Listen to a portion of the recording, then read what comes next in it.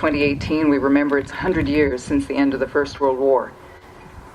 Many of us have family members who fought in this war, the war to end all wars. Yet today, 100 years later, war continues in many parts of our world, in Syria and Yemen, the ongoing wars in Afghanistan, the migrant crisis, the Israeli-Palestinian conflict, and we remember our Canadian peacekeepers' deployment to Mali, among others. We dedicate this time, this call for peace, to the areas of conflict in our world.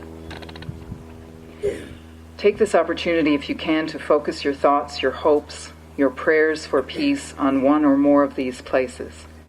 The story you are about to hear is about remembering the ways that we are different and yet the same. Different skin, same blood. Different languages, same breath. Different beliefs, same mystery. Different creation stories, one creation. And all creation, sharing one dream, the dream of peace. A dream which is as deep and as sacred as breath. Breath that can expand to fill the distance, to fill the differences between us. Peace will do the same if we allow it, if we ask it to, if we remember. Tonight I had that dream. In my dream, I was with my grandfather. It was many years ago. The world was at peace.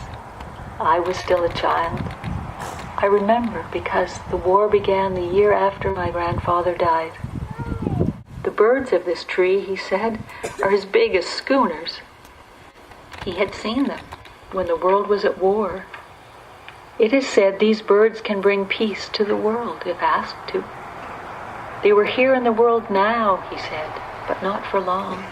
Peace will come when the people remember, I said. When we remember we're all the same, that we have all suffered, that all life is sacred, all life.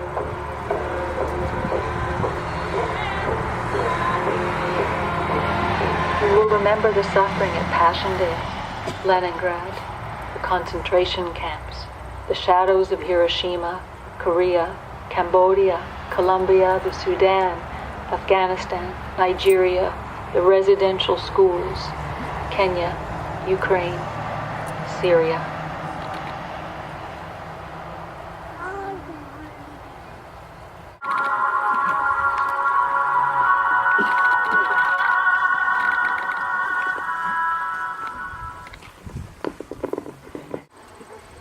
With this, the tree gave a great heave as 4 great doves awoke and raised their heads from the canopy.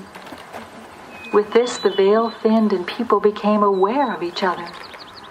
The doves looked intently into the 4 directions. Their gaze fixed, they turned their head and listened. They are waiting for something. The dove's head bowed and they began unfolding their great wings. The birds of the garden sang. The animals roared. The people cheered and cried and wailed and sang. Peace is a dream unfolding, escaped my breath. That's what he meant.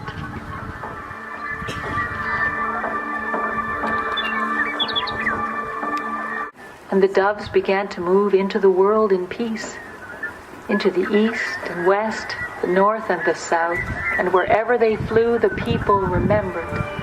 And there was a peace for a time. For how long? Well, that is up to us, up to you and me. And later in the morning, my granddaughter said, "Gran, have you ever had a dream?" And she smiled as she held up before me an enormous white feather. And in the distance, the church bells rang, and there was peace. So for today, no boundaries, no borders, no weapons, no guns, no threats, no harsh words, no bombs, just us. Imagine.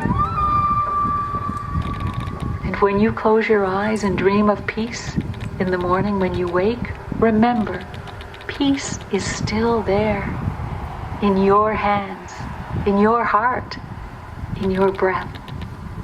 Sexual orientation. Social justice is worth celebrating and talking about, and our words matter.